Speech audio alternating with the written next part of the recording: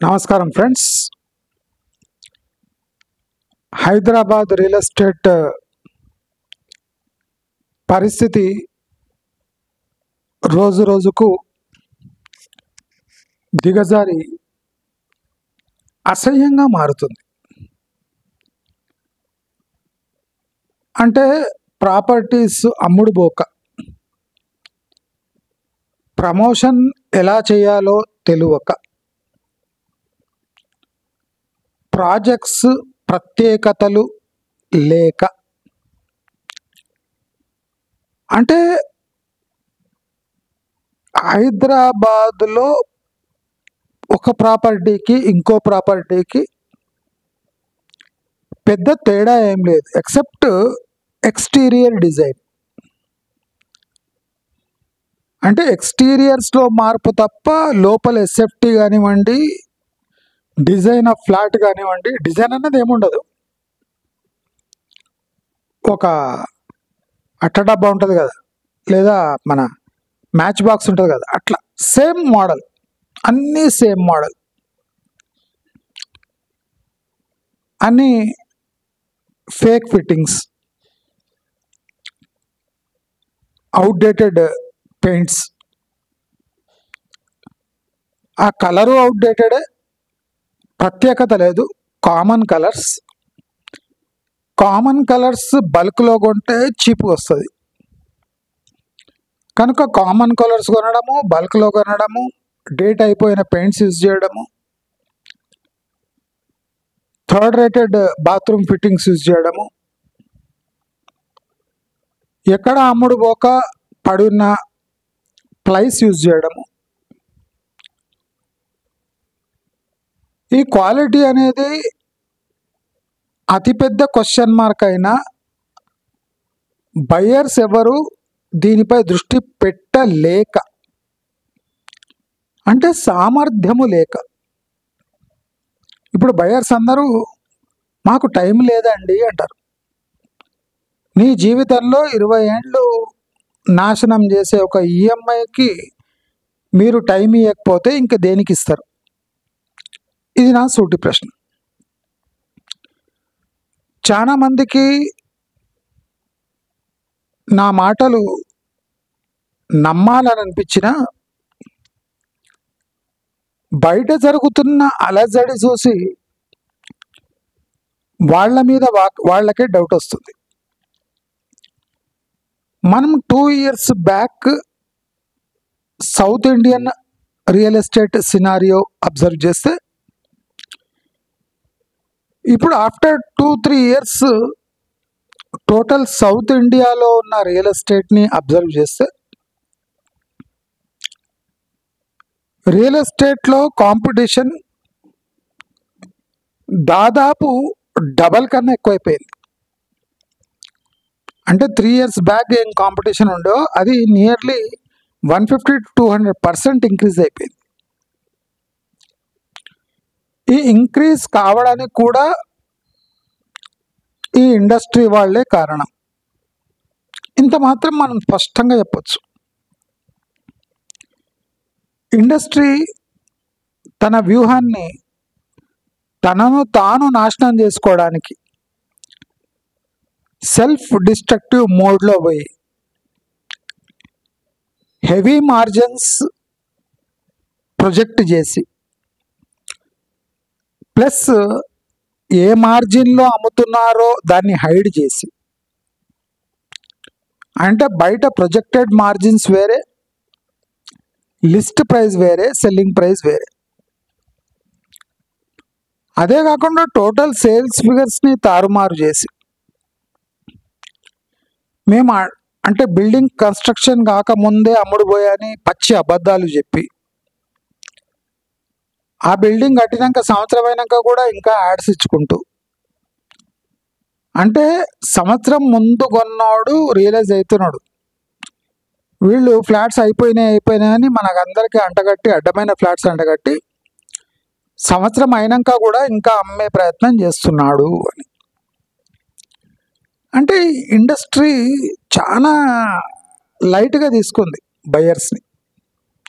ఏ వస్తారులే, వాళ్ళు ఎక్కడ పోతారు, ఈ ప్రైమ్ ఏరియాలో మన బిల్డింగ్ తప్ప వేరే బిల్డింగ్లు లేవు, వాళ్ళకి ఆప్షన్ లేదు. సాఫ్ట్వేర్లో ఉన్నారు కనుక ట్యాక్స్ సేవ్ చేయడానికి ఎటు ఎవరి దగ్గరనో కొనాలి. ఆఫీస్ దగ్గర ఉందనో, ఒక మాల్ దగ్గర ఉందనో, హాస్పిటల్ దగ్గర ఉందనో ఏదో ఒక కాకమ్మ కథలు చెప్పి అమ్మేస్తే ఆ కాకమ్మ కథలు కూడా అవసరం లేదు. మీ ఆఫీస్కి కూతవేటు దూరంలో అని చెప్పేస్తే ఆటోమేటిక్గా కొనేస్తారు. ఇప్పుడు కాకపోతే ఇంకెప్పుడు కొంటారు అనే ఒక డైలాగ్ కూడా వాడచ్చు. Jubilee hills, Banjara hills example అయితే నేను పుట్టక ముందు నుంచి ఇస్తున్నారు. రాళ్ళు రప్పాలు ఉన్న జూబ్లీ హిల్స్, బంజారా హిల్స్ ఇవాళ ఏ స్థాయిలో ఉన్నాయి చూడండి చూడండి చూడండి చూడండి అని. కొనకు పరిస్థితి ఎట్లొచ్చిందంటే ఈ రామోజీ ఫిలిం సిటీ నల్గొండ హైవేపై ఉన్న కొండల గుట్టలకు కూడా ఏదో హిల్స్ అని పేరు పెట్టేసి అమ్మేసే ప్రయత్నం చేస్తుండ్రు. ఎందుకు కొనాలే కొండ మీద అంటే జూబ్లీ హిల్స్లో కొనలేదా, బంజారా హిల్స్లో కొనలేదా? అప్పుడు కూడా జనాలు అట్లే అనుకున్నారు. ఇప్పుడు అది 3 లక్షలు 4 లక్షలు గజం రాగానే ఇప్పుడు అక్కడ ఇంచు భూమి దొరకలేదు అని. అంటే west side, north western side ఉన్న ట్రెండ్ను సౌత్ ఈస్ట్ సైడ్ కాపీ చేసి మరి అమ్మే ప్రయత్నాలు చేస్తున్నారు. అంటే industry is at its worst, అంటే చౌరస్తాలో ఉంది. అసలు మామూలు ప్రమోషన్ కూడా ఇంటర్ పిల్లలతో చేపిస్తున్నారు. మీకు ఇల్లు కొనాలని ఉందా, మీ ఆఫీసుకు దగ్గర మీ ఇల్లు లేదా, మీకు ట్రాఫిక్లో 10 నిమిషాలు పట్టేది గంట పడుతుందా, అయితే మీరు తప్పక కొనవలసింది XYZ టవర్స్లో. ఇక్కడ 60కి పైన ఎమ్యూనిటీస్ ఉన్నాయి. ఏందది? ఇప్పుడు నేను చెప్తేనే ఇంత గలీజ్గా ఉంది, ఆమె చెప్తే ఇంకా గలీజ్గా ఉంటుంది. ఇంటర్ పిల్లల అంటే వాళ్ళ బిడ్డ ఫ్రీగా కూర్చొని ఉంటుందేమో, పాప కొద్దిగా వచ్చి ప్రమోషన్ చేయి అంటే జుట్టు వేసుకుంటుంది, కొద్దిగా యాక్టింగ్ చేసినట్టు కొద్దిగా ఇట్లా అంటుంది. కొనాలి అనుకుంటున్నారా? ఏంది? ఎవడన్నా ఫ్లాట్లు అట్లా అమ్ముతాడా? కోట్లు పెట్టి, 100 కోట్లు పెట్టి ప్రాజెక్ట్స్ చేసినప్పుడు దాని యాడ్ డిజైన్ ఎట్లుండాలి, ప్రొజెక్షన్ ఎట్లుండాలి, చెప్పే విధానం ఎట్లుండాలి,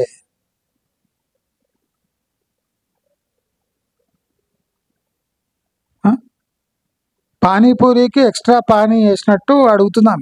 తన పానీ డాలన అంకుల్ అనేది మీరు ఫ్లాట్ కొనాలనుకుంటున్నారా, రోజు మీకు ఆఫీస్కి లేట్ అవుతుందా? ఎవడన్నా అట్లా యాడ్ చేస్తారా?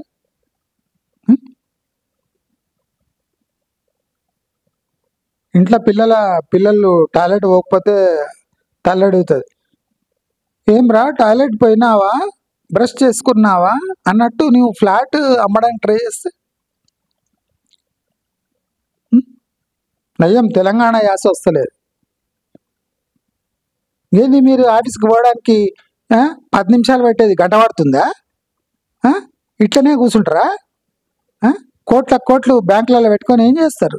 ఒక 3 కోట్లు పెట్టి ఫ్లాట్ కొంటే 10 నిమిషాలనే ఆఫీస్ పక్కకే మీ ఫ్లాటు, రండి కొనండి.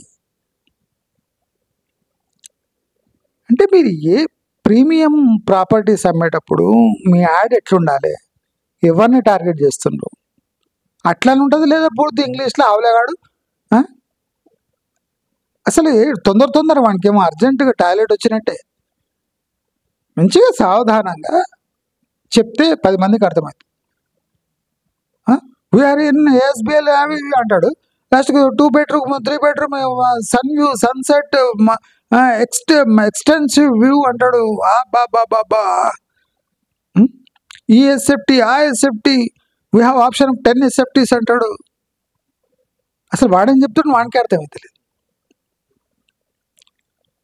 ఐదర్ తొందర వాడేటోడిని మార్కెటింగ్లో పెడతాడు, లేదా ఈ ఇంటర్ పిల్లల్ని పెడతాడు. అంటే వీళ్ళ దగ్గర బడ్జెట్ కూడా అంత ఘోరంగా తయారైందా? దానికన్నా కూలీలు, అక్కడ పనిచేసే కూలీలు ఉంటారు కదా, వాళ్ళని పెట్టిపోయాడు. అయ్యగారు మేము దగ్గరుండి కట్టించినాము, మేము మంచి సిమెంట్ వాడినాము, మేము మంచి ఇసుక వాడినాము, ఇనుప కడ్డీలు కూడా మేము మంచిగా వాడినాము, ఓనర్ రాకపోయినా మేము మంచిగా దాన్ని సిమెంట్ పోసినాము, ఫినిషింగ్ బాగానే మాతే చేతులతో చేసినాము, నా పేరు ఈ మేస్త్రి, నేను హామీ ఇస్తున్నా, క్యూరింగ్ కూడా నేనే చేసిన, రోజు పొద్దున్న లేచి పైప్ నుంచి నీళ్లు నేనే పోసిన. ఇది నయం. కూలీల చేత వాంగ్మూలం మార్కెటింగ్ కోసం, ఇది నయం. అసలు ఏ పార్ట్స్ ఏం తెలియని చిన్న చిన్న పిల్లల్ని తెచ్చి వాళ్ళకు క్యాడ్బరీస్ డైరీ మిల్క్ ఇచ్చి ఫ్లాట్ యాడ్స్ ఇప్పిస్తే, హైరైజ్లు ఒక్కొక్కటి 1500 కోట్లు 2000 కోట్ల హైరైజ్కి చిన్నపిల్లల్ని తెచ్చి యాడ్స్ ఇప్పిస్తారు. వాళ్ళకి ఏంది ఫ్లాట్ తెలియదు, ఎస్ఎఫ్టీ తెలియదు, స్క్వేర్ యార్డ్ తెలియదు, నాకే తెలియదు చక్కగా, వాళ్ళకేం తెలుస్తుంది? వానికి 2 శాండ్విచ్లు 100 రూపాయలు పెడితే మీకు చెప్పిపోతాడు ఎవరైనా. సార్ రియల్ ఎస్టేట్లో యాడ్స్ ఎట్లా డిజైన్ చేయాలి ఏం తెలియదు. బడపాలి ఎట్లా ఇండస్ట్రీలు ఉన్నారో, అందుకోసం సగం అమ్ముడుపోతలేదు. 60 అమ్యూనిటీస్ అట, 40 అమ్యూనిటీస్. నేను ఒకటి అమ్యూనిటీస్ మీకు చూపిస్తాను. నేను ఒక వీడియో చేస్తాను, స్పెషల్ వీడియో. పరేషాన్ అవుతారు మీరు. అమ్యూనిటీస్ అంట, అమ్యూనిటీస్ వీడియో నేను చూపిస్తాను. ఇట్లా ఉంటుంది చూడండి. సిగ్గుపడాలి. మిస్ఇన్ఫర్మేషన్ కూడా, ఫేకరీకి కూడా ఒక హద్దు ఉంటుంది. డొమెస్టిక్లో అంటే హైదరాబాదులో ఇంటర్నల్ కాంపిటీషన్ ఇంత వర్స్ట్గా ఉంటే, బంపర్ టు బంపర్ ట్రాఫిక్ ఉంటుంది కదా, అట్లా సైడ్ బై సైడ్ హైరైజ్లు కడుతుంటే ఒకటి 40, ఒకటి 50, ఒకటి 30, ఒకటి 40, అసలు కలిసి అందరు పైసలు వేసుకొని చందా వేసుకొని ఒక హైరైజ్ కట్టాలి. ఫస్ట్ అది అమ్మాలి, అయినాక ఇంకో హైరైజ్. అందరు కూటమి ప్రభుత్వంలా అందరు కలిసిపోవాలి. రాజపుష్ప అంటే రాజపుష్ప కడతాడు, మైహోమ్ అంటే మైహోమ్ కడతాడు, ప్రెస్టీజ్ కడతాడు. ఎవడంటే వాడు పేరు పెట్టుడు హైరైజ్లో ఎప్పుడు. యాడ్స్ ఎవరు ఇస్తున్నారు అంటే వాళ్ళ పిల్లలు, వాళ్ళ అంకులు, వాడు ఎవడు. చెప్పిరా పో బేట, కొద్దిగా వద్దగంటే చెప్పిరా షూటింగ్కి పో, మా బిల్డింగ్ ఉంది కదా నీకు, ఏం లేదు 2 BHK 3 BHK ఆఫీస్కి దూరం ఉందాను, దగ్గర ఉండాలంటే మా దగ్గరనే కొనమని చెప్పు, స్టార్టింగ్ ప్రైస్ చెప్పేసి అయిపోతుంది. ఇదే మార్కెటింగ్. బడపాలు మళ్ళా 20-30 ఏళ్ళ నుంచి ఇదే బిజినెస్లు ఉన్నారు. సిగ్గు వస్తుంది నాకు అసలు. నాటుంటూ ఉంటే వాడిని అక్కడనే తిడుతుంటే, వాడు MD అయినా పర్వాలేదు, చైర్మన్ అయినా పర్వాలేదు. ఏంద్రా ఇది? ఒక సిమెంట్ బస్తా పైసలు ఇచ్చి ఆ పిల్లలతో యాడ్ చేపిస్తే నీ 1000 కోట్ల ప్రాపర్టీ ఎవడు కొంటాడు? ప్రతి ఒక్కడు ఆఫీస్ నుంచి నీకు దగ్గర కావన్నా, ఆఫీస్ సపోజ్ ఎవడో ఆఫీస్కే పోడు, ఇంటనే ఆన్లైన్ చేసుకుంటాడు. వాడు ఎవడో కొమటాయన ఉన్నాడు, షాప్ తీసిండు ఆయన, అంటే ఆఫీసు దగ్గర దానికోసం కోట్లు ఎక్స్ట్రా ఖర్చు చేయాలి. ఇదే మార్కెటింగ్. నిజంగా ఈ రియల్ ఎస్టేట్లో అయితే పరమ దరిద్రులు, సన్నాసులు, కొత్త ఐడియాస్ లేవు. ఒకటి వాత చూసి ఇంకోటి వాత పెట్టుకుంటాడు.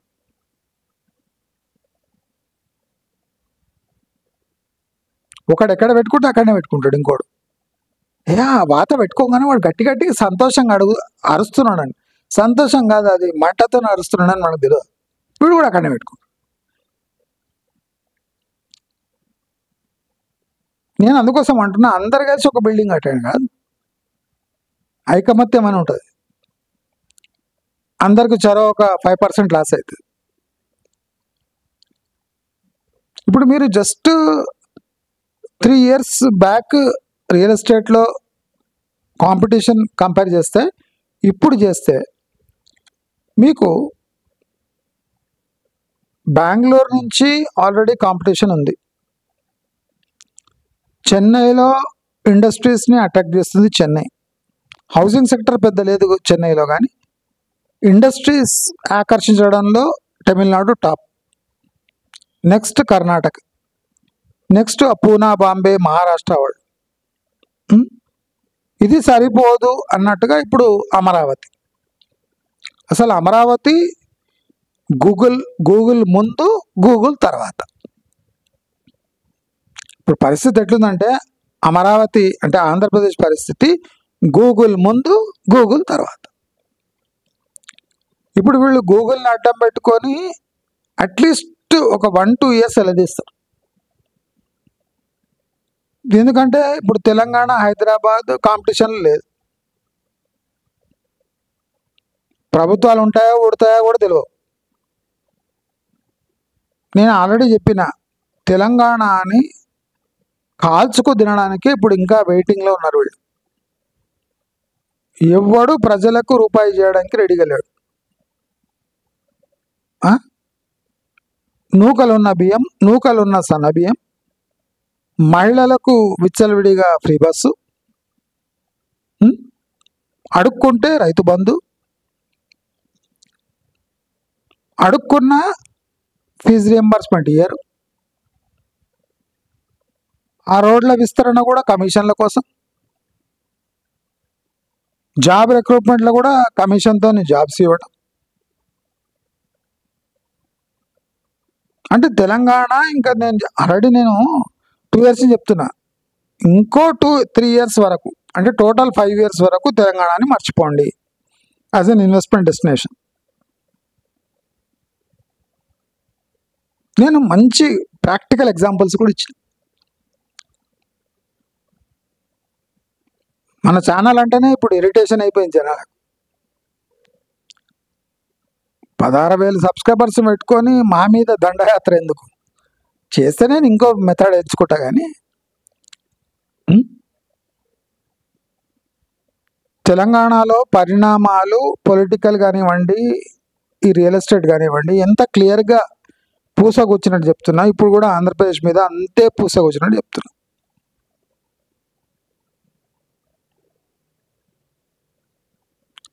టైము బాగుంది గనక అక్కడ కూటమి ప్రభుత్వం ఇంకా కొనసాగుతూ ఉంది. టైము బాగుంది గనక, అంతేగాని వాళ్ళ చాణక్య నీతి వల్ల. మీకు తెలుసో లేదో, గూగుల్ డేటా సెంటర్ ఆంధ్రప్రదేశ్ మెడకు చుట్టుకుందని చాలా మందికి సంతోషం ఉంది. ఇప్పుడు గూగుల్ డేటా సెంటర్ ఆంధ్రప్రదేశ్ మెడకు చుట్టుకున్నందుకు చాలా మందికి ఆనందంగా ఉంది. బయట అయ్యో పోయింది అంటున్నారు అంతే. తెలంగాణ కూడా పీడపోయింది అనుకుంటుంది. అంటే ఎంప్లాయ్మెంట్ జనరేట్ చేయలేదు, ప్లస్ స్టేట్పై భారం మోపుతుంది, గ్రీన్ ఎనర్జీపై నడవదు. అంటే గూగుల్ అనేది ఒక ఊత పదం. ఇప్పుడు హైటెక్ సిటీ, ఫైనాన్షియల్ డిస్ట్రిక్ట్ లాగా ఏమనంటే గూగుల్.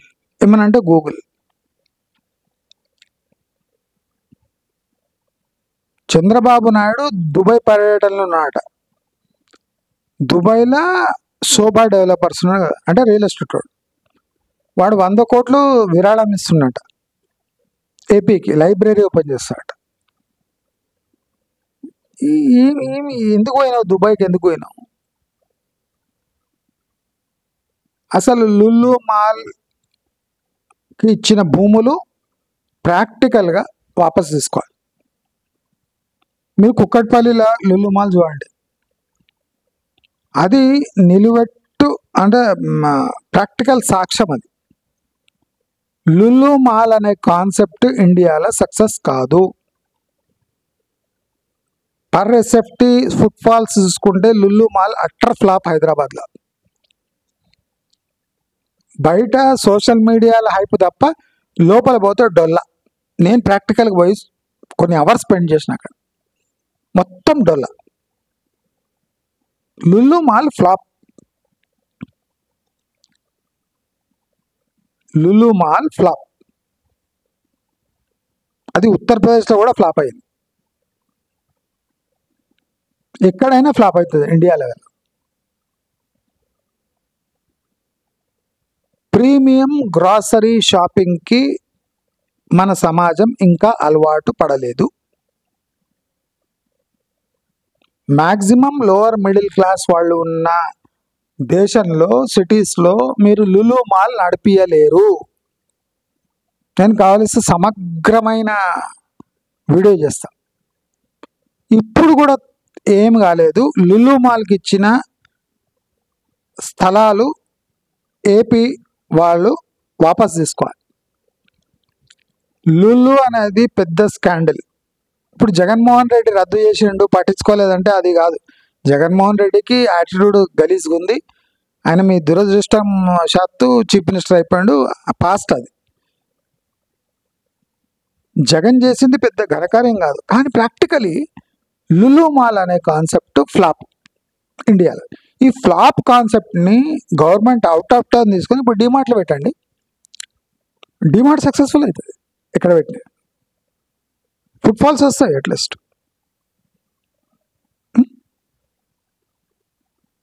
నేను ఇంకో సజెషన్ ఇస్తున్నా. హెరిటేజ్ మీరు ఈ బిగ్ బజార్ ఆయనకు అమ్మేసారు కదా, రిలయన్స్ అయినా తీసుకున్నాడు స్టేక్. అది ఇంకా తేల్తలేదు, ఇంకా నడుస్తుందా ఇంకా కథ. హెరిటేజ్ రీటైల్ మాల్స్ స్టార్ట్ చేయండి. లుల్లు లాగానే తయారు చేయండి. నడుస్తో లేదు మీరే చూడండి. బిగ్ బజార్ అని నడవలేదు.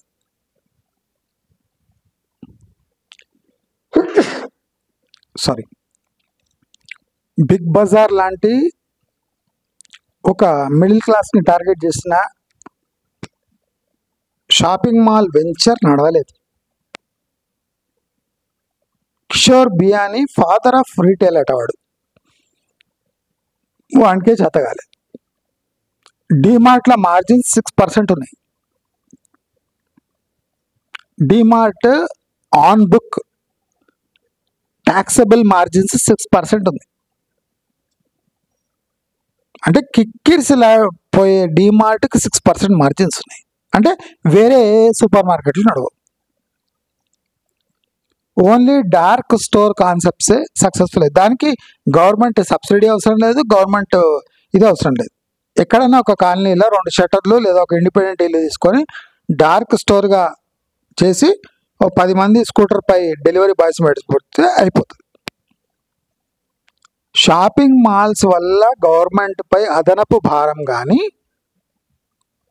ఈ కాస్మోపాలిటన్ నేచర్ చాటడానికి పనికొస్తుంది. కానీ ప్రాక్టికల్గా ప్రజలకు కానీ ప్రభుత్వానికి కానీ స్వతహాగా తీసిన లులు వాడికి కానీ లాభం ఏమాత్రం రాదు. కొంతమంది ప్రజెన్స్ కోసం తీస్తారు. అంటే నేను అక్కడ ఉండాలి, నేను ఇక్కడ ఉండాలి. లులుకు సాధ్యం అది. ప్రభుత్వాల అండ తీసుకొని లులు ఇది చేస్తున్నాడు. అదే జగన్మోహన్ రెడ్డి ఉన్నప్పుడు మాకు భూమి వద్దు, మేము సొంతంగా కొనుక్కొని మేము లులు మాల్ కడతామంటే, సొంతంగా భూమి తీసుకొని లులు మాల్ కడితే అది ఒక 3 నెలలు కూడా నడవదు. అంటే లాస్ట్లో వచ్చేస్తుంది 3rd మంత్కి. అంటే ఇప్పుడే లాస్ట్లో ఉంటుంది. ఇప్పుడు కూడా లులు మాల్ ఒక 10-12 ఏళ్ళు పడుతుంది దాని పైసలు దానికి రావడానికి. తానే భూమి కొనుక్కొని తానే రీటైలింగ్ చేస్తే అస్సలు నడవదు. ఇవి ప్రాక్టికల్ రియాలిటీస్. ఏదో సింగపూర్లో కనిపించాలని, ఏదో గూగుల్ డేటా సెంటర్ వస్తే ఇది ఒక పెద్ద గ్లోబల్ హబ్ అని, ఇవి ఊరోళ్ళకి పనికొస్తాయి ఈ కాన్సెప్ట్స్. ప్రాక్టికల్ ఇన్వెస్టర్స్ డేగ కనుతో ప్రాక్టికాలిటీ గురించి ఆలోచిస్తుంటారు.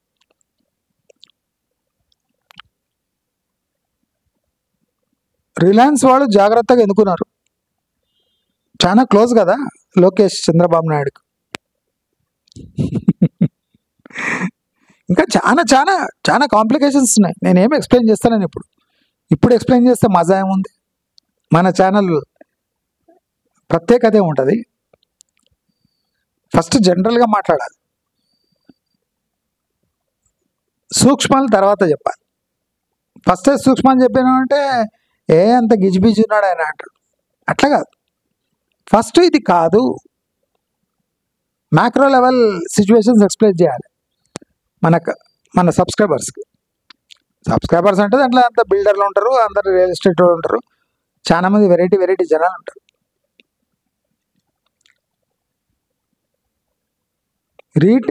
Retailing is the most dangerous pass time ఇప్పటి కాలంలో. డిమార్ట్ నడుస్తుంది అంటే బ్యాక్ ఎండ్ కమిషన్స్తో నడుస్తుంది. బిగ్ బజార్ ఎన్ని రోజులు నడిచిందంటే second hand goods first bill చేసి అమ్మిండు.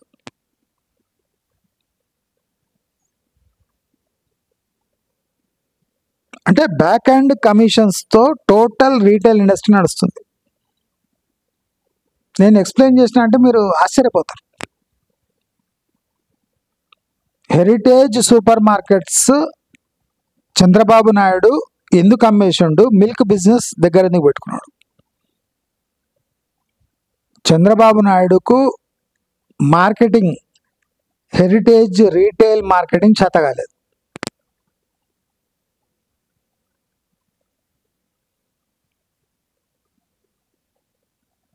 అమూల్ వచ్చి ఆంధ్రప్రదేశ్లో సెన్సేషన్ ఎందుకు క్రియేట్ చేసింది?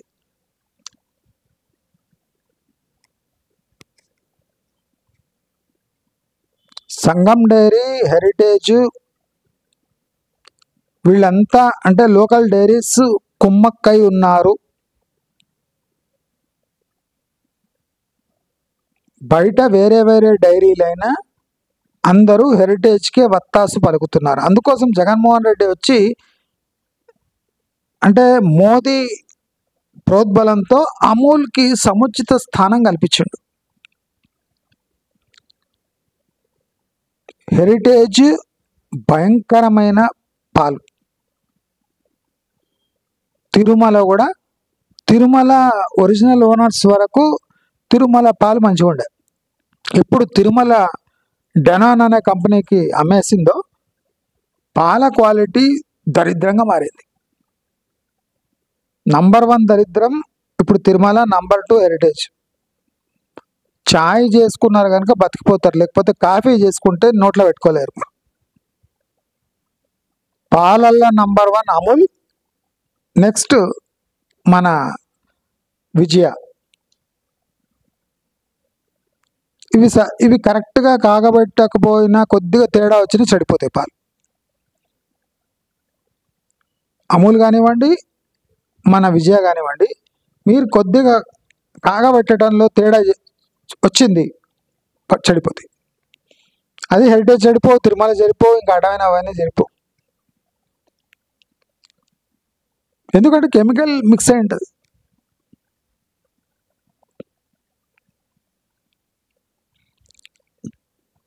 అంటే రీటైలింగ్లో కూడా ఎంత ప్రాబ్లమ్స్ ఉన్నాయి. నేను ఎప్పుడు ఏమంటే జనరల్ డిస్కస్ చేస్తా. ఇప్పుడు Google data centre, Amazon data centre, Infosys పరిస్థితి, టీసీఎస్ పరిస్థితి కళ్ళ ముందర ఎంత తికమక్క. అదే కాకుండా మళ్ళీ ఆప్షన్స్. ఇప్పుడు రియల్ ఎస్టేట్ బయర్స్కి హైదరాబాద్ విడిస్తే ఆప్షన్స్ ఎక్కువైపోయినాయి. బెంగళూరు ఆప్షన్ అయింది, అక్కడ ఒక సిటీ కడుతుండ్రు, ఐటీ సిటీ కడుతుండ్రు, ఏఐ సిటీ, ఇక్కడేమో క్వాంటమ్ సిటీ. హైదరాబాద్లో ఏమో 200 ఎకరాలు, దానికి దిక్కుముక్కు లేదు. చెన్నై ఫాక్స్కాన్ని ఎత్తుకెళ్ళిపోయింది.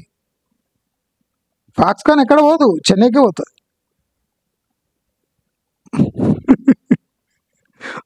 ఫాక్స్కాన్కి ఆప్షన్ లేదు, ఫాక్స్కాన్కి ఆప్షనే లేదు. Chennai is the only option. ఎవరు భయపడే అవసరం లేదు.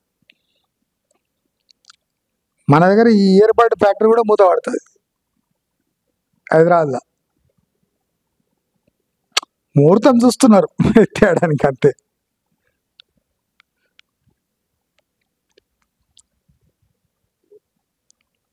ఇక మైక్రో ప్రాసెసర్స్, చిప్స్ అన్నీ గుజరాత్ అడిదికే.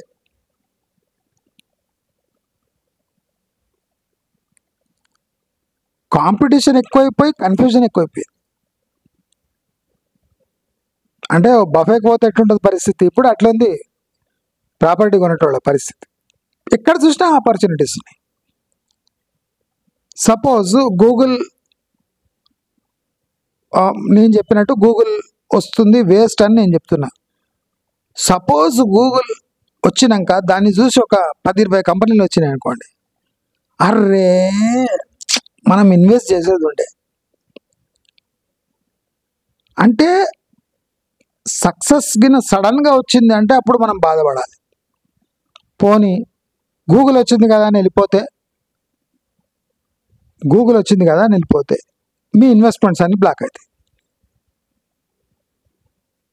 అంటే గూగుల్ని నమ్ముకొని పోతే డేంజర్, గూగుల్ని నమ్మకుండా విడిచిపెడితే కూడా ఏమన్నా సడన్గా డెవలప్మెంట్ వస్తే అది డేంజర్. అరే ఇక్కడ పెట్టకపోతే. ఇప్పుడు మన తెలంగాణలో 200 acres ఏఐసిటీ ఫ్లాప్, అది అందరికి తెలుసు.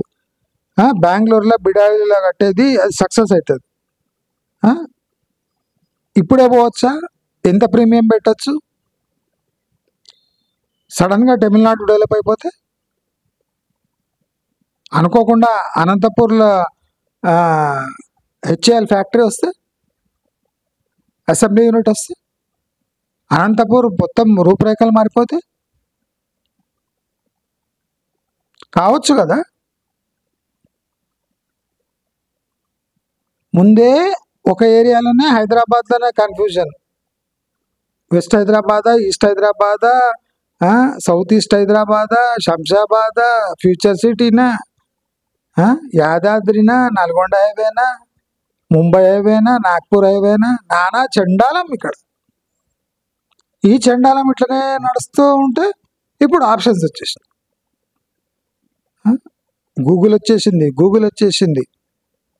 వైజాగ్ పోదామా, అమరావతి సడన్గా డెవలప్ అయిపోతే, వైజాగ్ అంతా ఉక్కిరి బిక్కిరి అయిపోతే, పోర్టు దగ్గర పోతే పోర్ట్ల ఈ ఫార్మా సెజ్లు వస్తే, అంటే ఎక్కడ చూసినా డెవలప్మెంట్ బేస్డ్ కన్ఫ్యూజన్స్ ఎక్కువ ఉన్నాయి.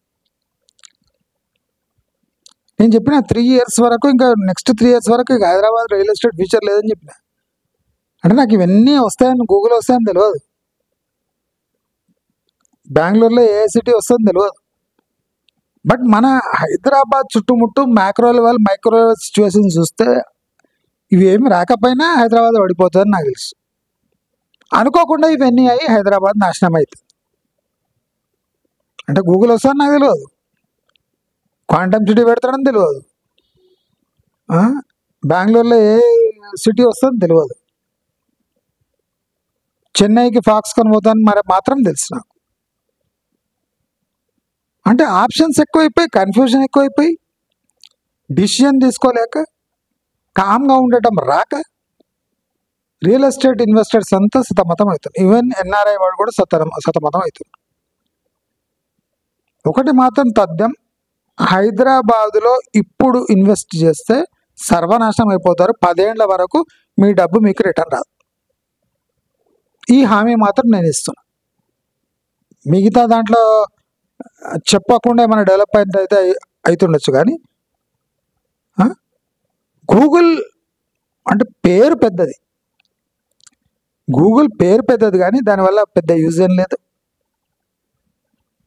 కర్ణాటక ఇప్పుడు పెట్టే ఏఐసిటీ మాత్రం మంచి డిమాండ్తో గ్రో అవుతుంది. నేను రికమెండ్ చేస్తలేనేది, కానీ సిచ్యువేషన్స్ చెప్తున్నా. నేను తెలంగాణకే పరిమితం అవుతున్నా, కానీ మీకు ఒక ఐడియా ఇస్తున్నా. హైదరాబాద్ని విడిచిపెడితే చాలా ఆప్షన్స్ ఉన్నాయి, కానీ రిస్క్ కూడా అంత ఎక్కువ ఉంది. మరి హైదరాబాద్లో రిస్క్ లేదా అంటే హైదరాబాద్లో 300% రిస్క్ ఉంది. మొత్తం మోసమే ఇక్కడ, మొత్తం మోసం, మొత్తం రింగ్ అయినరు, మొత్తం మోసం, అన్ని ఫేకరీ. ప్రభుత్వం దగ్గర అనా పైసా లేదు. 2000 మంది రిటైర్ అయిన వాళ్లకు పెన్షన్ వస్తలేదు, సెటిల్మెంట్లు కాలేదు. ఇది ఒక్కటి చాలు. ప్రభుత్వ ఉద్యోగులకు సెటిల్మెంట్ చేస్తలేదు అంటే వాళ్ళ పరిస్థితి ఎట్లుందో మీరు అందరూ అంచనా వేసుకోవచ్చు. కాబట్టి అందరూ జాగ్రత్తగా ఉండాలి. ఈ సమయాల్లో 3 ఏళ్ల వరకు భవిష్యత్తు లేదు రియల్ ఎస్టేట్కి. ఊరిస్తున్నా నోరు మూసుకొని కూర్చోండి. సొంగ గార్చినరో మీ పని అయిపోతుంది అని హెచ్చరిస్తూ నమస్కారం.